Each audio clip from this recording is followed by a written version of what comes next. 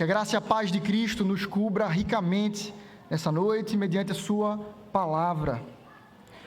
Irmãos, gostaria de dar a nossa destra de comunhão àqueles que estão nos assistindo pela internet. Sabemos que nada se compara ao ajuntamento dos santos do Senhor, como Ele chama a fazermos na sua casa. Mas naqueles que estão impedidos, temos também feriado para aqueles que trabalham no ramo das escolas, para as crianças, e alguns estão ausentes por conta disso. Esse é um bom meio da gente estar diante da palavra de Deus, mas nada pode ser trocado pelo culto ao Senhor, pela comunhão que Ele chama a vivermos juntos. Por isso, aqueles que puderem, quanto antes, voltem, se reúnam em igrejas genuinamente evangélicas, que vivem o temor do Senhor e da sua palavra e expõem essa escritura para os nossos corações.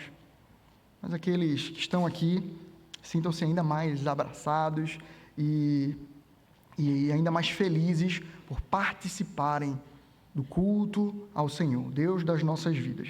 Sobre Ele que falaremos hoje. Gostaria de lembrar a vocês que temos trabalhado uma série, a série que fala sobre Cantando a Esperança. Essa série fala sobre uma galeria de arte, onde vamos passando por várias telas, em alguns ambientes, e entramos no último sermão, num ambiente chamado Esperança Natal. Nessa Esperança Natal, podemos ver, na última oportunidade, uma esperança no menino. E vimos que essa esperança descansa no menino Jesus, que foi entregue a Maria, mas também a todos aqueles que nele creem. Hoje nós vamos ver algo parecido. Vemos hoje uma esperança no menino. E somos levados então a sair do cântico de Maria e adentrarmos no cântico de Zacarias, tio de Cristo Jesus, pai de João, conhecido por o Batista. Não porque ele era da família Batista, mas porque ele era alguém que vinha batizando em o nome de Cristo Jesus. Convido então a igreja a abrir a Bíblia em Lucas capítulo 1, versículos 68 a 79.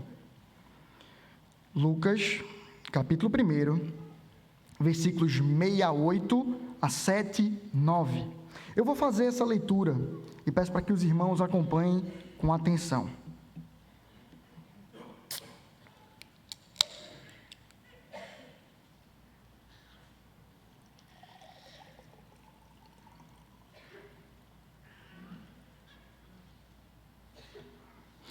Lucas capítulo 1, versículos 68 a 79, diz assim a palavra de Deus: Bendito seja o Senhor, Deus de Israel, porque visitou e redimiu o seu povo, e nos suscitou plena e poderosa salvação, na casa de Davi, seu servo, como havia prometido, desde a antiguidade, por boca dos seus santos profetas, para nos libertar dos nossos inimigos e das mãos de todos os que nos odeiam, para usar de misericórdia com os nossos pais, e lembrar-se da sua santa aliança e do juramento que fez ao nosso pai Abraão, de conceder-nos que, livres das mãos dos inimigos, o adorássemos sem temor, em santidade e justiça, diante dele todos os dias. E você, menino, será chamado profeta do Altíssimo, porque precederá o Senhor, preparando-lhe os caminhos, para dar ao seu povo conhecimento da salvação, por meio da remissão dos seus pecados, graças à profunda misericórdia do nosso Deus, pela qual nos visitará o sol nascente das alturas, para iluminar os que jazem nas trevas e na sombra da morte, e dirigir os nossos pés pelo caminho da paz. Vamos orar mais uma vez? Pai, a tua palavra revela a tua glória, o teu poder. Ela revela a Cristo Jesus, trabalhado pelo apóstolo João como o poder de Deus, a tua palavra, tanto na criação de todo o universo, quanto na conversão de cada coração que o Senhor confiou a Ele. Este menino que o Senhor enviou a tempo oportuno, naquilo que conhecemos na história como a plenitude dos tempos.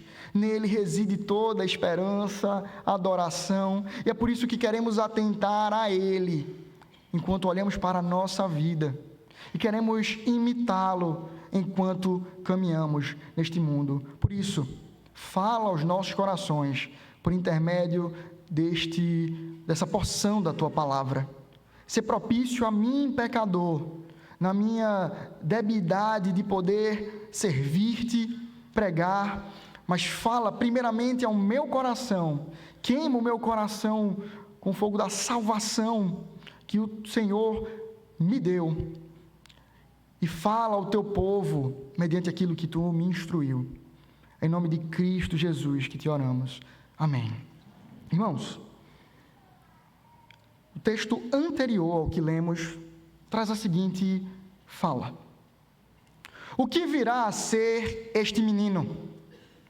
Essa é a palavra dos vizinhos que estavam diante ali de Zacarias, de Isabel, pelo milagre que havia acontecido.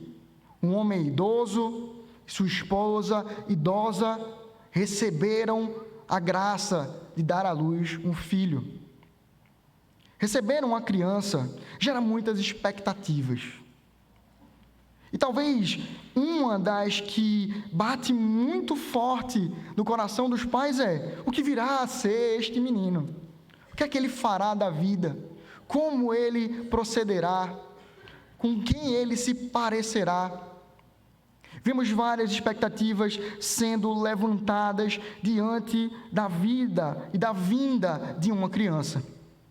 Porém, o que se levanta aqui sobre o que virá a ser este menino é o que compõe toda a história do menino João Batista.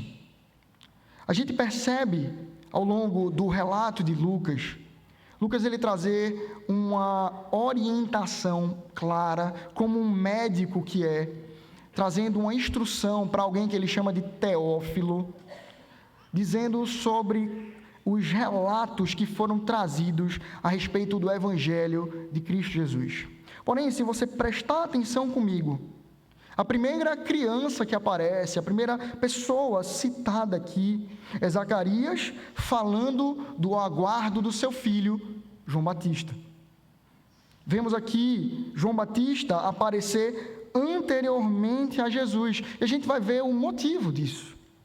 Logo aqui, nós percebemos algumas características de Zacarias direcionadas aqui no texto. No versículo 7, no versículo 5 ao 7, vamos ver quem é esse Zacarias.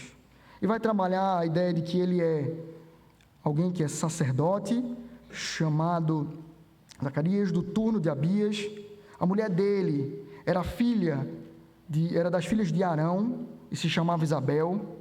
Perceba que o texto diz: ambos eram justos diante de Deus, vivendo de forma irrepreensível em todos os preceitos e mandamentos do Senhor.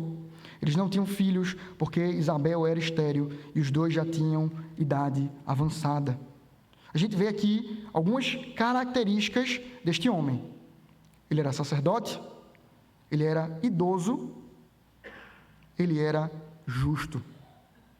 Percebemos uma questão na sua família. A sua família era estéril.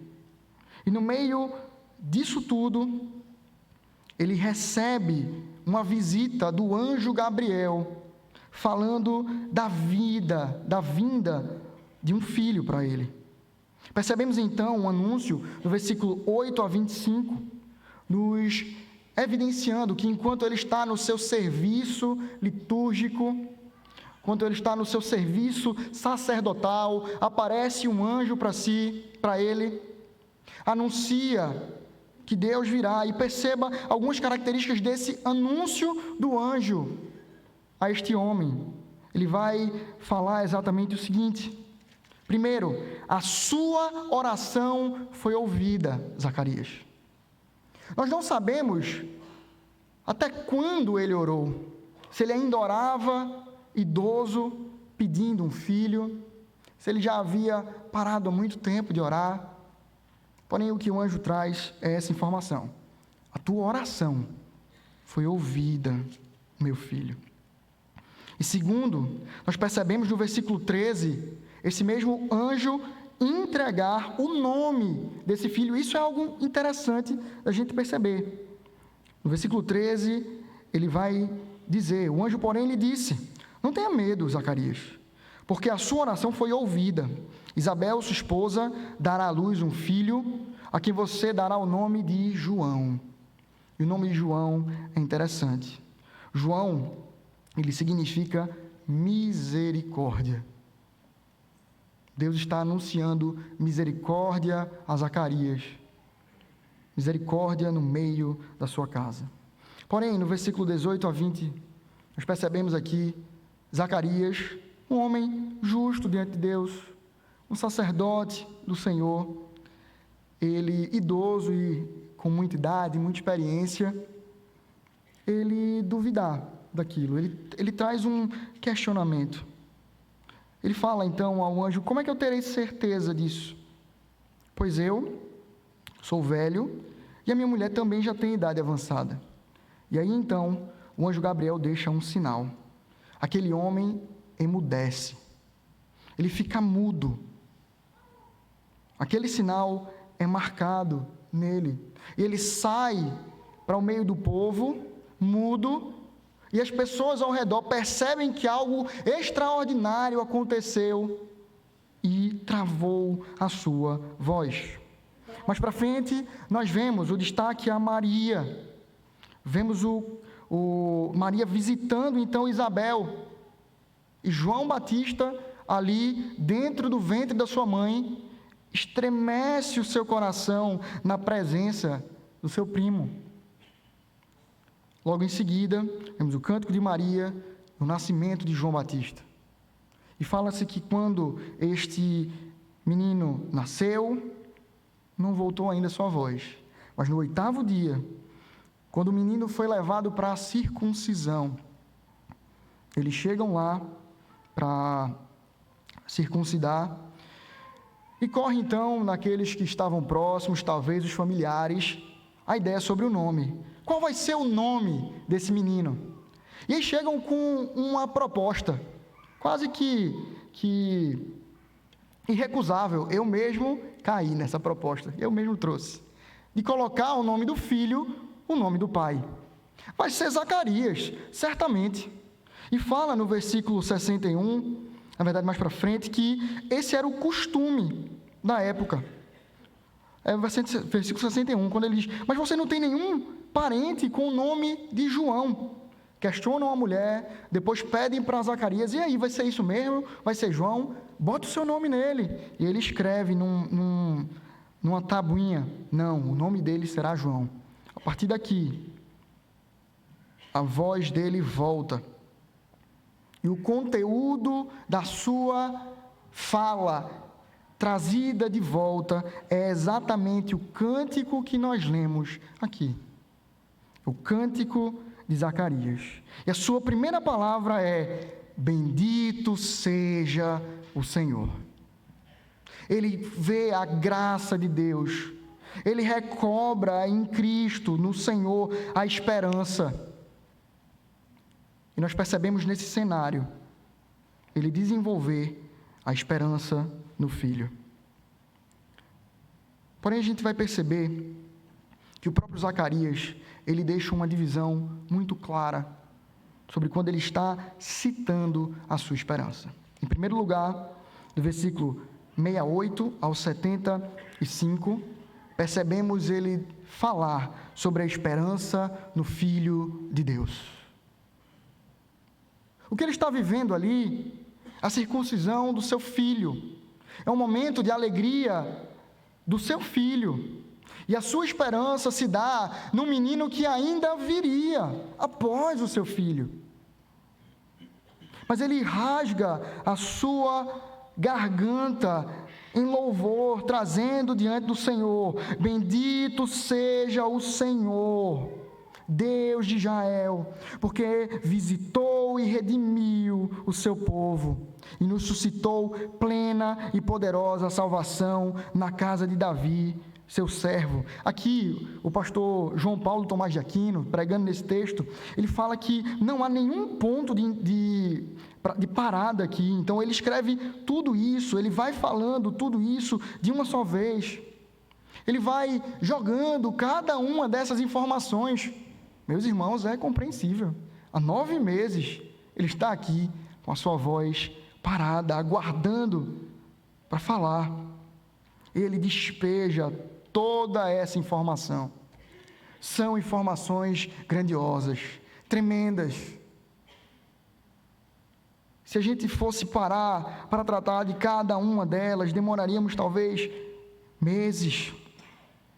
Mas vamos perceber a graça de um pouco daquilo que Deus nos dá a experimentar. Ele diz que Deus é bendito, ele louva ao Senhor, e ele traz aqui o motivo. Deus de Israel. Aqui, o pacto do Senhor com o seu povo é rememorado nas primeiras falas dele. Enquanto ele louva ao Senhor, ele lembra do pacto. Aquilo que Deus prometeu a Eva, que viria o seu filho, que pisaria a cabeça da serpente, que seria então o Redentor, aquele a quem ele prometeu a Davi que um dos seus filhos viria a assentar no trono. Este está vindo.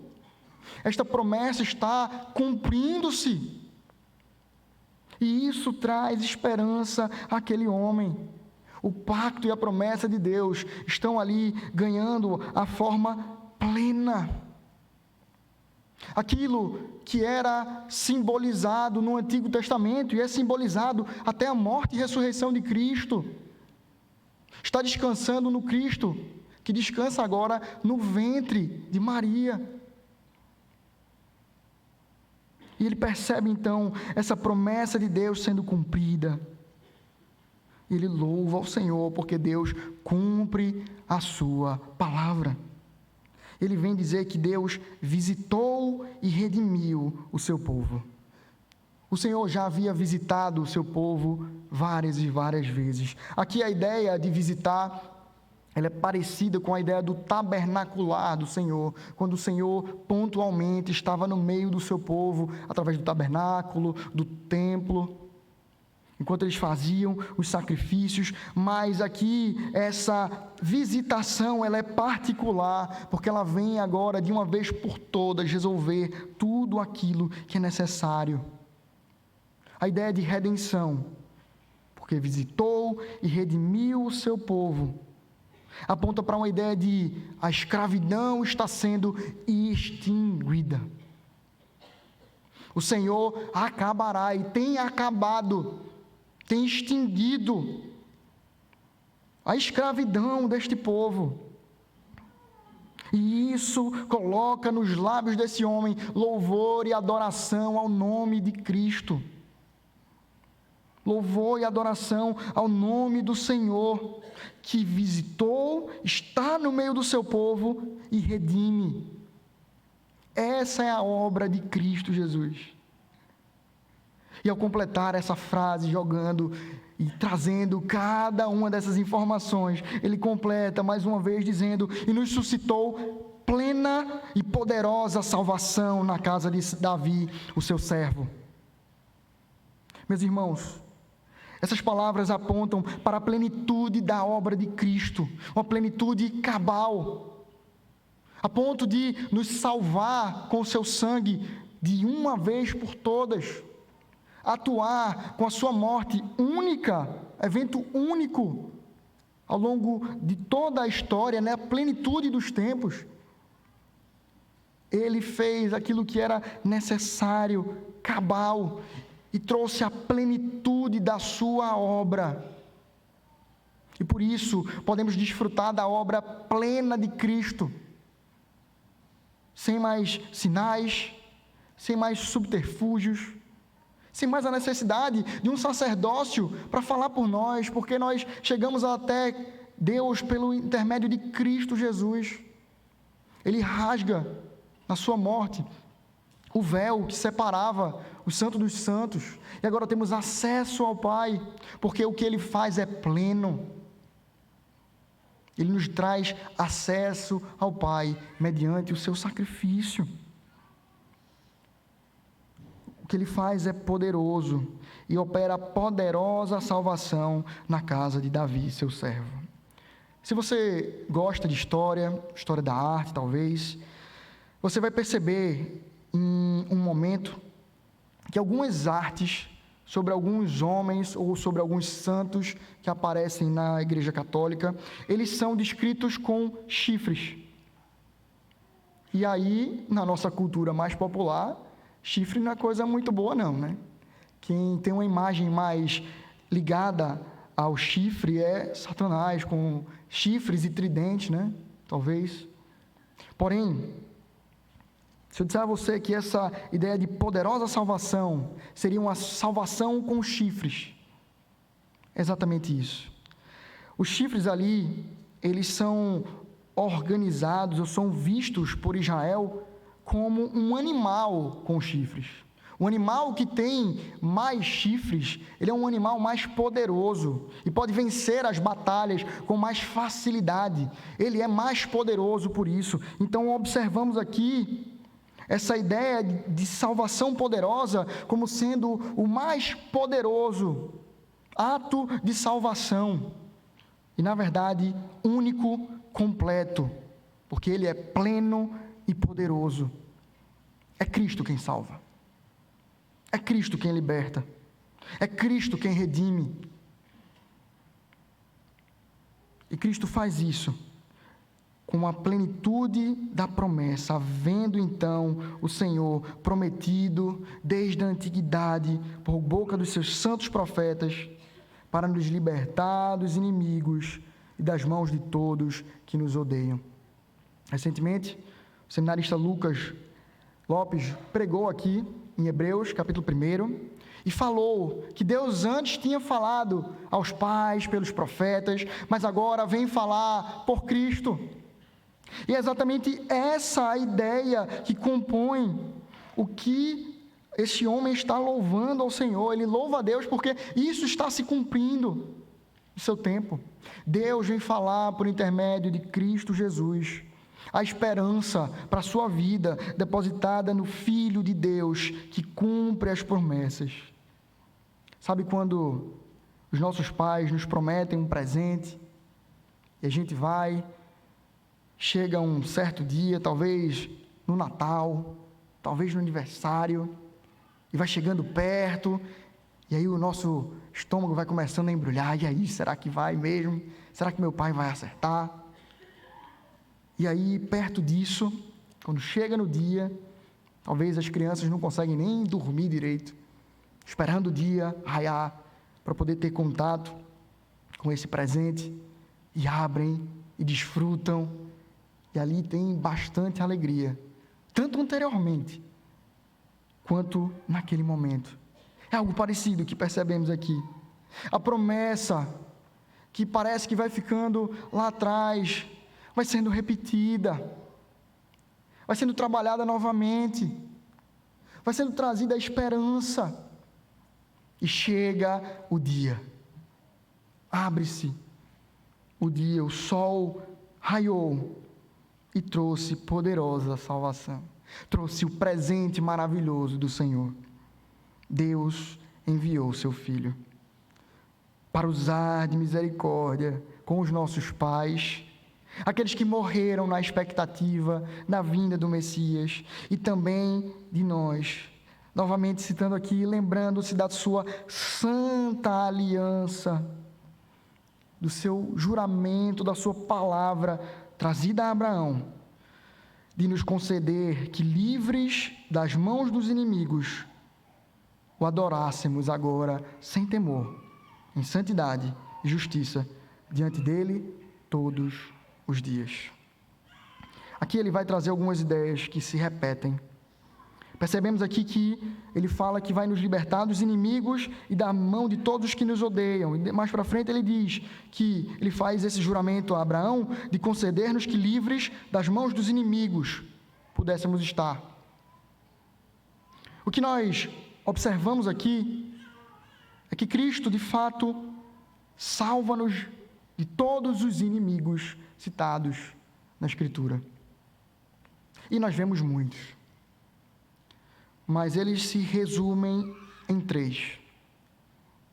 O mundo, o sistema mundano, pecaminoso, o qual odeia e rejeita Cristo, e por isso odeia e rejeita os pequenos cristos. Odeia e rejeita os seus seguidores. Vemos Satanás, anjo caído, que milita contra essa igreja diuturnamente. Temos acompanhado isso nos nossos dias. Temos experimentado isso na nossa caminhada, dia após dia. Não em um, não em 2, em vários lugares. Não somente na escola, no trabalho, não somente na vida pública, como muitas vezes tem invadido igrejas. Tem corrompido a palavra do Senhor. Porém, outro dos inimigos, o que talvez você lide todo santo dia, é a carne que habita em nós. E aí sim, o Espírito Santo habita no coração dos seus e milita diuturnamente contra a carne em nosso coração.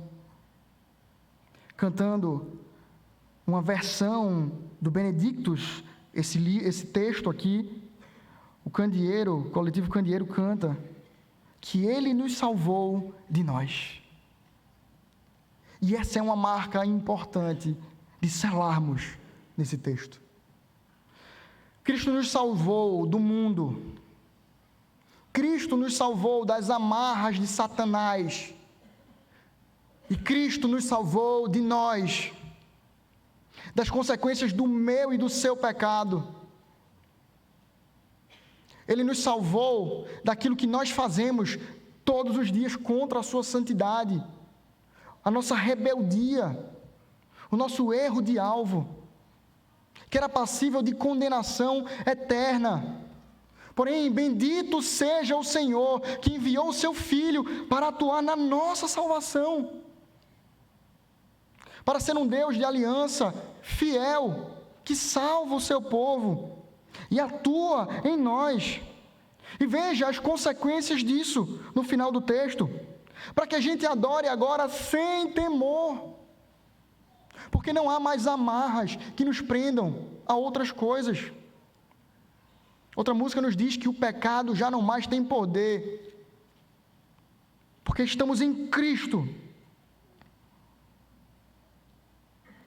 Ele vem operar a salvação, por isso não temamos.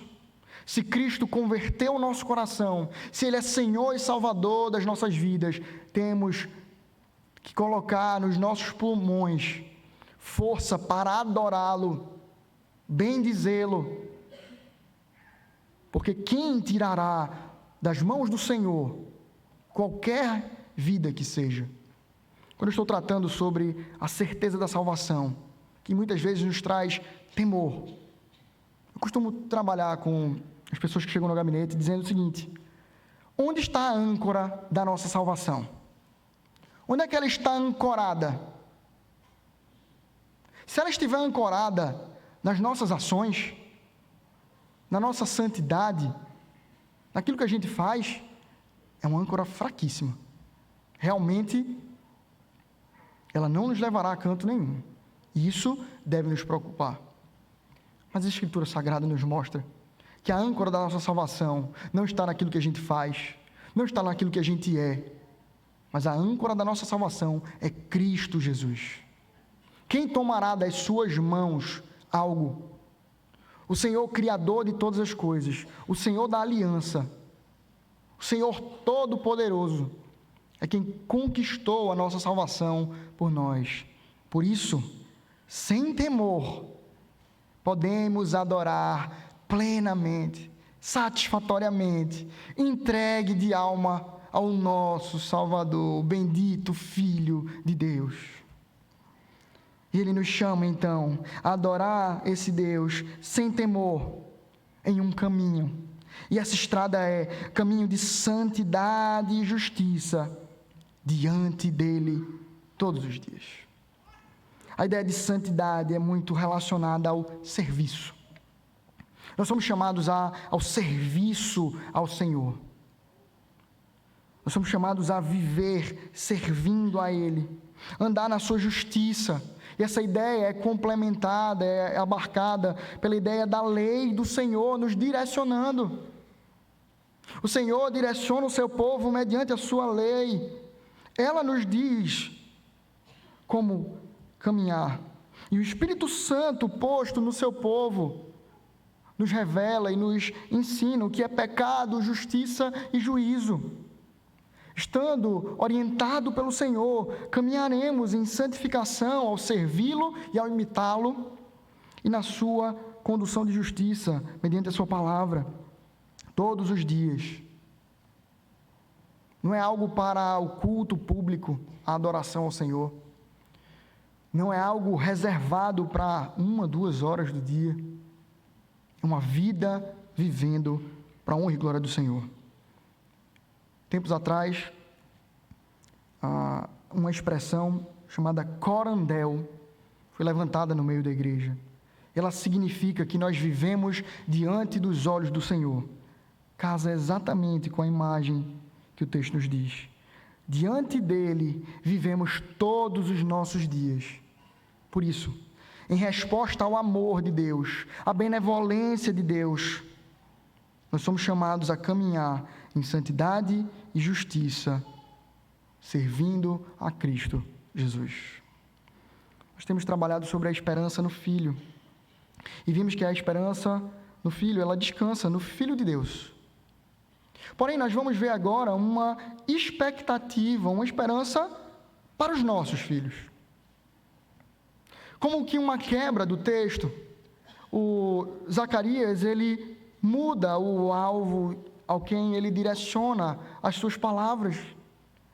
Parece que ele está primeiro olhando para o alto e dizendo ao Senhor as palavras que diz. E talvez agora ele olhe para os seus braços, veja o seu filho na mão e o consagra ao Senhor.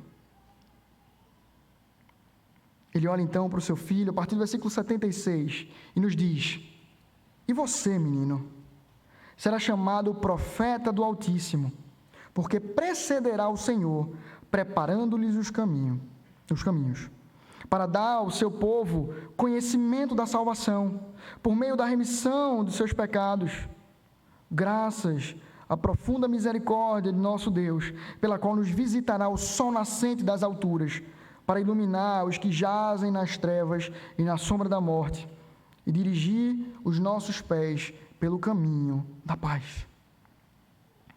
A esperança para o filho. Ele olha para o filho no seu colo. Ele anuncia graça para o seu filho. Ele anuncia propósito para a vida do seu filho. Ele diz que esse filho será chamado profeta do Altíssimo. E aí eu rememoro à igreja as palavras de Gabriel, em Lucas 1:13, quando ele diz: o anjo, porém, lhe disse: não tenha medo, Zacarias, porque a sua oração foi ouvida. Isabel, sua esposa, dará à luz um filho, a quem você dará o nome João. Misericórdia de Deus. Aqui nós percebemos então, ele olhando para aquele filho que Deus havia dado a ele, recebido a promessa. Veja que aquele que trouxe talvez incredulidade nas suas primeiras palavras, como é que isso pode acontecer? Eu e minha esposa somos idosos, não temos mais o vigor da juventude. Agora, ele percebe a graça e o presente de Deus e fala a respeito desse filho. Aqui parece muito, lembra-nos muito, assim como o cântico de Maria, nos aponta para o cântico de Ana, quando ela recebe um filho também na sua infertilidade, e ela dedica esse filho ao Senhor. Essa ideia da dedicação do filho é presente nesse texto. A esperança para o seu filho descansa no propósito que Deus colocou na vida dele, para que ele viva desta forma. Não simplesmente por aquilo que ele fez, a quem ele encaminhou João Batista especificamente para fazê-lo. Aquilo que ele prometeu especificamente a João Batista, sendo ele o profeta que antecederia. Mas percebemos aqui uma razão de vida para os filhos na fé. Viver para Cristo. Pastor Lutero tem pregado e fala bastante aqui na ceia, nos batismos, que ele lembra de um texto lá em 3 João, quando ele fala sobre Gaio, mas ele traz para os filhos. Ele diz que a alegria, verdadeira alegria, é poder ouvir que os meus filhos caminham na verdade. Certamente, essa é a esperança que Zacarias tem colocado para a vida de seu filho. Percebemos aqui a caminhada de João. E ele em todo momento, ele se dedica ao menino que virá. Quem aqui não tem aquele primo prodígio? Aquele que quando você se esforça, tira uma nota boa, daqui a pouco sua mãe diz, sabe fulano e tal, passou em não sei o que lá. Está aí, indo para os Estados Unidos, estudar na NASA, e tu ali, feliz com o teu 7,5 na redação. Todo mundo tem esse primo. E eu digo uma coisa, se você não achou esse primo ainda na sua mente, tome cuidado. Talvez você seja o primo de alguém assim. E o que a gente percebe aqui é quem é o primo de João. O primo de João é o Messias aguardado por todo homem que pisou nessa terra. O Salvador do mundo. Mas veja o quanto João fica em paz diante dessa situação. Desde a barriga, Lucas 1,41, nós vemos que ele está alegre e feliz de poder encaminhar a sua vida para viver para o seu primo. O versículo 41 vai nos dizer que quando Isabel ouviu a saudação de Maria, ela vindo visitá-la, a criança lhe estremeceu no ventre. A gente tem começado a sentir Pedrinho mexer na barriga de Ana Paula. E é muito interessante essa situação. Parece umas bolinhas ali, a gente fica bestinha, olhando, botando a mão. E eu acredito que a sensação, que Ana Paula descreve é essa, parece umas bolinhas, e ela sentindo ali o menino estremecer diante da presença do Redentor, pelo qual ele iria viver a sua vida. Mais para frente, vemos esse mesmo João, ele no capítulo 2, mais para frente no capítulo 3, falando sobre o seu propósito de vida.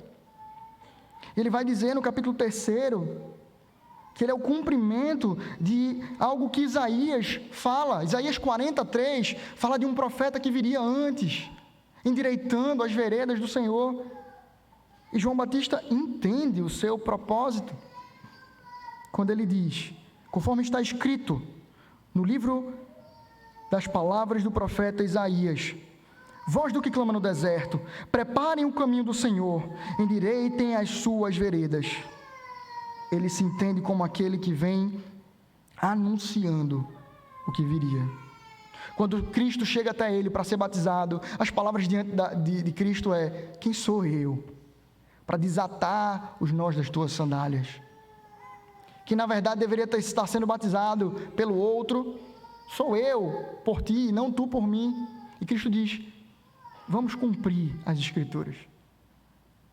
E ele se sujeita a Cristo novamente, entendendo de fato, é necessário que esse passo seja dado. Ele entende o seu propósito. Ele será chamado profeta do Altíssimo. Ele diz, porque precederá o Senhor, preparando os caminhos que ele há de caminhar. O conteúdo desse profeta é descrito aqui a partir do versículo 77, quando ele diz que é para dar ao seu povo conhecimento da salvação, por meio da remissão dos pecados, graças à profunda misericórdia do Senhor Deus. E percebemos novamente, no capítulo 3, João cumprindo exatamente isso. O versículo 7 vai dizer que João dizia às multidões que saíam para ser batizadas: raça de víboras, quem deu a entender que vocês podem fugir da ira vindoura? Produzam frutos dignos de arrependimento, e não comecem a dizer uns dos outros: temos pai por Abraão, porque eu afirmo a vocês que Deus pode fazer com que dessas pedras surjam filhos a Abraão. Ele prega conhecimento da salvação e remissão de pecados mediante o arrependimento de pecados. Esse homem, esse menino, se sujeita a viver caminhando com Cristo ou para Cristo e encaminhando Cristo às nações, a todo aquele que chega até ele. E seu propósito de vida é anunciar conhecimento da salvação por meio da Escritura, daquilo que é evidenciado nas Escrituras. Tem um texto que eu tenho muita curiosidade nele. Certa vez eu fiquei com muita dúvida na adolescência e fui perguntar ao pastor Cláudio o que é que significa isso. Em certo momento, Paulo ele encontra com alguns discípulos de João que haviam se perdido no meio do deserto. Na verdade, alguns dos discípulos encontram esses discípulos de João que haviam estado no deserto enquanto Cristo viveu o seu ministério. E ele percebe uma pregação parecida, essa pregação de arrependimento. E aí eles conversam ali e dizem: olha, esses que vocês esperam, dizem que virá, já veio, já morreu, ressuscitou. E aqueles homens ali entendem e se voltam diante de Cristo. Diferente de Tomé, que pede: eu quero tocar nas chagas, ele não. Acreditam na palavra dita e se convertem ao Senhor. E eu perguntei ao pastor Cláudio: ô pastor, se, por exemplo, alguém desse grupo morreu um dia antes, ele estava morrendo fazendo os sacrifícios, ou aguardando os sacrifícios, e Cristo já havia morrido. O pastor Cláudio me informou: crer em Cristo é atemporal. Eles criam no Cristo que viria, mesmo não tendo conhecimento que ele já veio. Eles foram salvos por esse mesmo Cristo, na ação completa e plena da sua salvação. E o que a gente percebe é a fidelidade desses que foram discípulos de João. Esse compromisso, não com João, dizer: não, João quem me informou, quem é você? Eles ouviram de Cristo e se sujeitaram ao Cristo que João pregava. Que maravilhosa graça é essa? E é esse o ambiente em que João, o apóstolo, vai dizer lá na frente, adotando Gaio para si como filho na fé: é bom ouvir que meus filhos andam na verdade. Aqueles que foram produzidos pelo trabalho de João, evangelizando, pregando o arrependimento da salvação, foram marcados por viver para Cristo e não para João. Talvez isso seja uma boa e grande aplicação para nós, pastores. Não tem nenhuma ovelha que seja nossa. Todas são de Cristo. Vemos então ele batizando, marcando ali o arrependimento e anunciando a graça e a misericórdia de Cristo. E aqui vem algumas expressões que eu gostaria de trabalhar ainda um pouco mais. Ele diz que pela qual nos visitará o sol das alturas. Se a gente for observar, essa expressão está lá, posta em Malaquias 4:2, falando que viria o sol Malaquias 4:2 vai nos mostrar exatamente essa figura, quando diz que, mas para vocês que temem o meu nome, nascerá o sol da justiça, trazendo salvação nas suas asas. Vocês sairão e saltarão como bezerros soltos da estrebaria. Perceba a alegria da salvação, o sol que virá. Novamente, pastor João Paulo Tomás de Aquino faz traz essa imagem aqui, interessante, que eu não tinha percebido na minha leitura. Ele diz, o sol que nasce das alturas. Para nós, o sol não nasce nas alturas. Ele nasce no mar, vai às alturas, depois ele vai. A ideia aqui é essa contemplação da imagem de Cristo descendo do céu. E percebemos essa imagem tanto na sua humilhação, quando ele desce do céu, assumindo forma humana, como está aqui no ventre de Maria, mas também no dia em que o Senhor voltará, rasgando os céus, como grande sol, radiante, brilhando a sua graça, vindo nos resgatar. Esse é o anúncio que João Batista traz nas suas palavras. Para iluminar, esse sol da manhã virá, sol da justiça virá, para iluminar aqueles que jazem nas trevas, na sombra da morte. Ele virá trazer luz. E qual é a imagem que Cristo traz dos seus discípulos? Vós sois a luz do mundo. Ele nos chama a brilhar a sua poderosa luz. Essa deve ser a vida dos filhos de Deus, adotados em Cristo Jesus. É isso que devemos querer para nós e para os nossos filhos. Ele finaliza então dizendo que isso tudo Ele vai fazer e nos dirigir os nossos pés pelo caminho da paz. A ideia aqui por trás da palavra dirigir traz uma continuidade.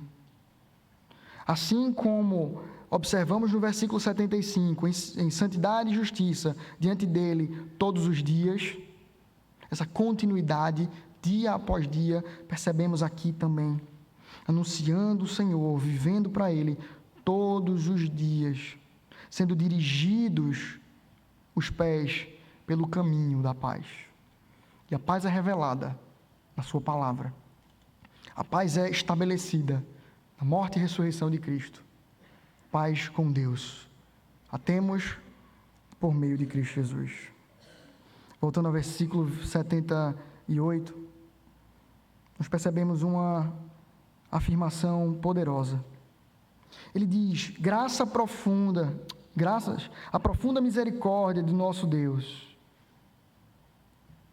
Uma música que tenho ouvido recentemente, ela vai falar o seguinte, ela diz que Deus sabe o que fizemos a Ele, todo o nosso pecado. Ele conhece os desejos do peito, sabe que o nosso coração é impuro, inclinado ao mal. Ainda assim, nos diz que tem mais a nos perdoar. Ele nos diz que tem mais a nos perdoar. Ele perdoou os pecados que nós experimentamos no passado, os que nós cometemos hoje, os que cometeremos amanhã. Isso não é um salvo-conduto para continuar em pecado, mas é um anúncio de graça para dizer, viva sem temor, caminhando em santidade e justiça diante do seu Deus. Diante dessas verdades, eu gostaria de trazer simples aplicações para a nossa vida. A primeira é que toda a esperança do povo de Deus descansa em Cristo Jesus.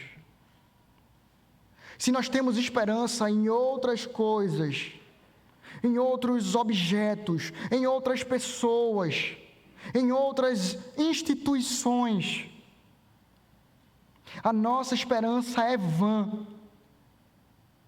ela perde fundamento. É como areia que escorre pelas nossas mãos. E o resultado de tudo isso é, primeiro, desesperança e, segundo, condenação. Nós somos chamados a viver para Cristo, o nosso Redentor. Por isso, não se embriague com esse mundo que promete prazeres, soluções, propósitos de vida que são fúteis, que são frágeis, que não passam dessa vida. Tenhamos toda a nossa esperança em Cristo.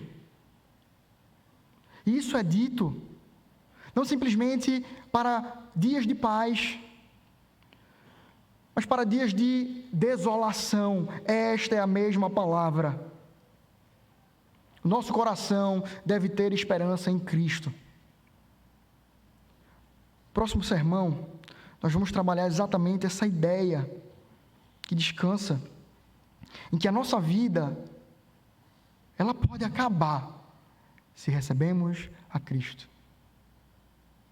Não há nada mais valioso, não há tesouro maior do que viver para Cristo. É isso que Paulo vai afirmar, quando ele diz que para mim, o viver é Cristo. Num dilema que ele tem no seu coração, trabalhando com a igreja amada, ele diz, olha, eu quero continuar com vocês, estou preso, mas eu quero continuar com vocês. Mas meu coração ainda tem aquela fagulha, porque para mim o viver é Cristo, é imitá-lo, é viver para Ele. Mas o morrer é lucro, é infinitamente melhor. Isso não é um convite ao suicídio. Isso não é um convite a se fechar em guetos, em masmorras, e aguardar o fim. Isso é um convite a viver a plenitude da obra de Cristo, em santidade e justiça, todos os dias, em todo passo que nós dermos. É para isso que Cristo morreu e ressuscitou e nos arrebanhou para si. Ele é a nossa verdadeira esperança. Em segundo lugar, a esperança e tesouro da nossa família é viver para Cristo, anunciando a Ele e vivendo o Evangelho. É isso que temos para nós. Muitas vezes nós projetamos esperanças para os nossos filhos. Ele precisa ser concursado. Ele precisa estudar nas melhores escolas. Ele precisa ser destaque. Meus irmãos, percebam aqui, que na nossa história de redenção, que na nossa caminhada cristã, todos nós somos figurantes diante de Cristo, que é o protagonista da nossa vida. Nós somos chamados, então, a imitar a Cristo e a viver para Ele.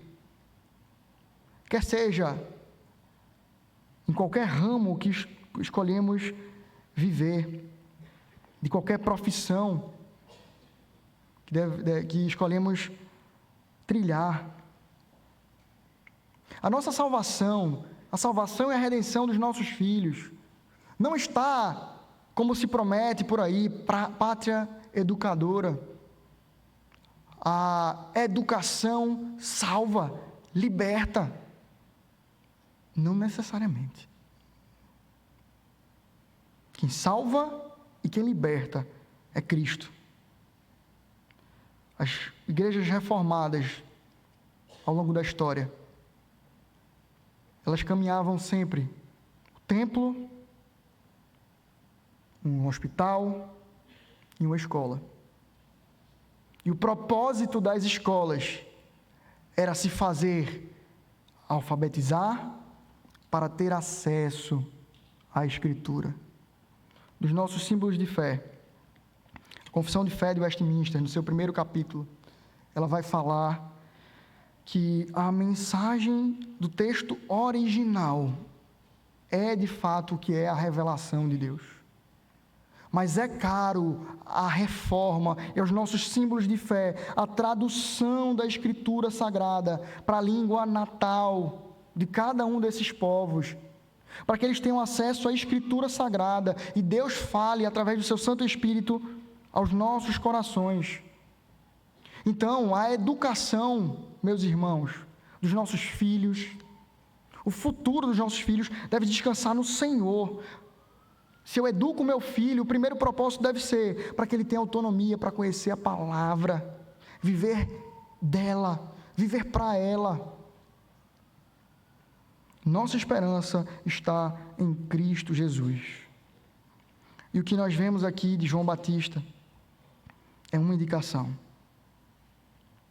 A ideia de precederá traz a ideia do anúncio de Cristo. Os nossos filhos são dados por Deus a nós como pequenos discípulos, primeiros discípulos talvez, para que encaminhemos os passos deles a conhecer a Cristo, a fim de lançá-los ao mundo, para que eles anunciem e vivam a verdade do Evangelho, anunciando ao mundo o seu Rei, bendito Salvador, que veio, morreu, ressuscitou e voltará para buscar todo aquele que nele crê. O que virá a ser este menino? A resposta escriturística para essa pergunta é: e a mão do Senhor estava com ele. A mão do Senhor estava com ele. Que a mão do Senhor direcione os nossos passos, direcione a nossa família a louvá-lo e a anunciá-lo no meio das nações, em Cristo Jesus.